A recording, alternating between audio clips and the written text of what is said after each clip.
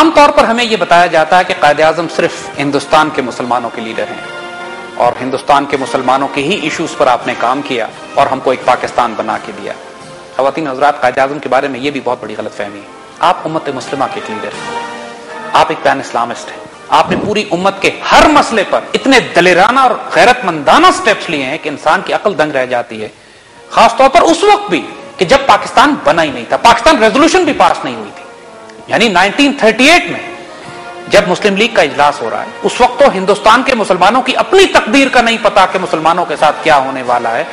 اس وقت فلسطین کا مسئلہ بھی کھڑا ہوا تھا اور نظر آ رہا تھا مسلمانوں کو کہ بیلفور ڈکلیریشن کے بعد انگریز یہودیوں کے ساتھ سازش کر کے ایک مسلمانوں کے قلب میں ایک اسرائیل کی ناجائز ریاست قائم کرنا چاہتا ہے. اور انگریزوں کو اس وقت جب انگریز سامراج قائم ہے، دنیا یہ کہہ رہی ہے کہ انگریز کے ساتھ محتاط رویہ اختیار کرو، کمپرومائز کر لو. اس موقع پر قائد اعظم کے ذرا الفاظ ملاحظہ کیجئے. 1938 کے ایک اجلاس میں مسلم لیگ کے فرماتے ہیں amongst the immediate issues we have to grapple with which may come up before the subject committee is the question of Palestine. جو ہمیں immediate مسائل جن کا ہم نے حل کرنا ہے مسئلہ، اس پہ ایک بہت بڑا مسئلہ کشمیر کا بھی، فلسطین کا بھی ہے. I know how deeply Muslims feelings have been stirred over the issue of Palestine. مجھے معلوم ہے کہ مسلمانوں کے جذبات کس طرح بھڑک اٹھے ہیں فلسطین کے مسئلے پہ. I know Muslims will not shirk from any sacrifice if required to help the Arabs who are engaged in the fight for their national freedom. ہمیں یہ بات اچھی طرح معلوم ہے کہ مسلمان کسی قسم کی قربانی سے دریغ نہیں کریں گے کہ اگر ان کو عرب مسلمانوں کے لیے مدد کرنی پڑے، جس کو اپنے عرب مسلمان اپنی آزادی کے لیے جدوجہد کر رہے ہیں. You know that Arabs have been treated shamelessly. آپ ہم کو یہ معلوم ہے کہ عربوں کے ساتھ انتہائی بے حیائی اور بے شرمی کے ساتھ انگریزوں نے معاملات سودا کر دیا. یعنی یہ بات سوچئے کہ 1938 کے اجلاس میں جب پاکستان ریزولوشن بھی پاس نہیں ہوئی ہے، پوری مسلمانوں کو یکجا کر کے فلسطین کے مسئلے پہ قائد اعظم بات کر رہے ہیں اور مسلمانوں کو متحد کیا جا رہا ہے. اور صرف یہ نہیں کہ مسلمانوں سے بات کر رہے ہیں، آئندہ ہم آپ کو بتاتے ہیں کہ انہوں نے انگریزوں اور امریکن سے کس طرح بات کی اس موضوع پہ، اس وقت جب پاکستان بنا ہی نہیں ہے، اور مسلم ایشوز کو کس طرح آپ ہینڈل کر رہے ہیں. اسی طرح 1940 کے اجلاس میں جس میں پاکستان کی ڈیمانڈ دی جا رہی ہے، جس میں یہ کہا جا رہا ہے کہ ہم نے پاکستان بنانا ہے، جس کو ہم قرارداد پاکستان کہہ رہے ہیں، اسی اجلاس میں انگریزوں کو دھمکی بھی دی جا رہی ہے قائد اعظم کی طرف سے. انگریزوں کے لیے سخت لہجہ اختیار کیا گیا ہے فلسطین کے معاملے میں. قائد اعظم فرماتے ہیں In the course of his presidential address at the historic Lahore session of the League in March 1940, Qaid Azam said that the Muslims wanted that the British government should in fact and actually meet the demands of the Arabs in Palestine. مسلمان دنیا یہ چاہتی ہے کہ انگریز حکومت مسلمانوں میں، فلسطین میں جو مسلمانوں کی ڈیمانڈز ہیں ان کو پورا کرے. انہوں نے اور بھی سخت الفاظ میں انگریز حکومت سے اس حوالے سے بات کی.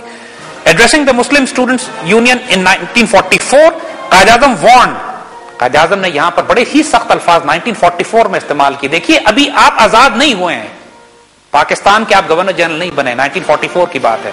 اس وقت آپ فرما رہے ہیں if President Roosevelt under the pressure of the powerful world jury. Imagine کیجئے یہاں قائد اعظم براہ راست یہودیوں سے چیلنج لے رہے ہیں، دھمکی دے رہے ہیں کہ اگر پریزیڈنٹ روزویلٹ امریکہ کا جو صدر ہے اس نے دنیا کی طاقتور یہودی زائنسٹ آرگنائزیشنز کے کہنے پر فلسطین میں فساد کھڑا کیا تو پھر کیا ہوگا، ذرا سنیے غور سے. If President Roosevelt, under the pressure of the powerful world jury, commits the blunder of forcing the British government to do injustice to the Arabs in Palestine, this would set the whole Muslim world ablaze from one end to another. He hoped that US will revise its attitude towards Palestine. انہوں نے کہا اگر یہ حماقت کر بیٹھا Roosevelt انگریزوں کے کہنے پر اور پاورفل یہودی آرگنائزیشن سے کہنے پر تو پوری مسلمان دنیا میں آگ لگ جائے گی، ایک کونے سے دوسرے کونے تک ہم اٹھ کھڑے ہوں گے. اور ہمیں امید ہے کہ امریکن ذرا ہوش سے کام لیں گے اور فلسطین کے مسئلے پہ وہ حماقت نہیں کریں گے. امیجن کیجئے یہ قائد اعظم فرما رہے ہیں فلسطین کے مسئلے پر. آج تک ہماری تاریخ میں نہیں بتایا گیا کہ فلسطین اس وقت پوری دنیا میں مسلمانوں کی آواز صرف قائد اعظم تھے. پاکستان نہیں بنا ہے ابھی، and he is a pan Islamist in every corner of the world. جہاں کوئی مسلم ایشو ہے قائد اعظم اس پہ بات کر رہے ہیں اور بڑے اگریسولی بات کر رہے ہیں. کوئی اس طرح نہیں جس طرح ہمارے فورن منسٹر آج کرتے ہیں، شرمندگی اور اجازت مانگ کے دشمن سے کہ ہم کیا بات کریں تمہارے حق میں تمہارے خلاف. قائد اعظم اس وقت جب کچھ نہیں ہے مسلمانوں کے ہاتھ میں، he has emerged as one of the greatest leaders of the 20th century. ماشاءاللہ وہی بات، ٹیپو سلطان کے بعد مسلمانوں نے اتنا عظیم لیڈر نہیں دیکھا. آئیں آگے دکھاتے ہیں قائد اعظم نے کس کس موقع پہ کہاں کہاں امت مسلمہ کے لیے سٹینڈ لیا.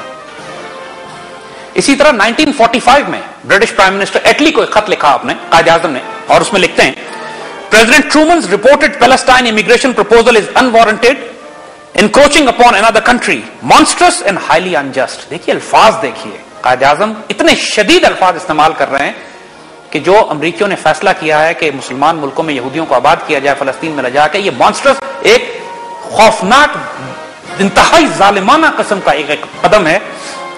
Any departure from the white paper and Britain's pledge will not only be a sacrilege and a breach of faith with Muslims, India, but an acid test for the British honor. It is my duty to inform you that any surrender to appease jury at the sacrilege of the Arabs would be deeply resented and vehemently resisted by the Muslim world and Muslim India, and its consequences will be most disastrous. یعنی اگر یہودیوں کو خوش کرنے کے لیے تم نے کوئی کام کیا تو دھمکی قائد اعظم انگریزوں کو اس وقت یہ دے رہے ہیں کہ پورے مسلم انڈیا میں جو ریزلٹس ہوں گے دل بی موسٹ ڈیزاسٹرس. تم رو گے ان ریزلٹس کو جو مسلمان انڈیا اٹھ کھڑے ہوں گے, ہندوستان کے مسلمان فلسطین کی حمایت میں اور یہودیوں کے خلاف.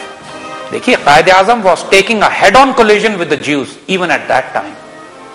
یہودیوں کے خلاف اتنا سخت سٹینڈ آج بھی امت مسلمہ کے سربراہ نہیں لے پاتے جتنا 1945 میں قائد اعظم نے لیا ہوا تھا. یہ کوئی سیکولر آدمی کرے گا یہ, یا ایک پین اسلامک ریولوشنری لیڈر یہ بات کرے گا؟ آئیے اور سناتے ہیں آپ کو.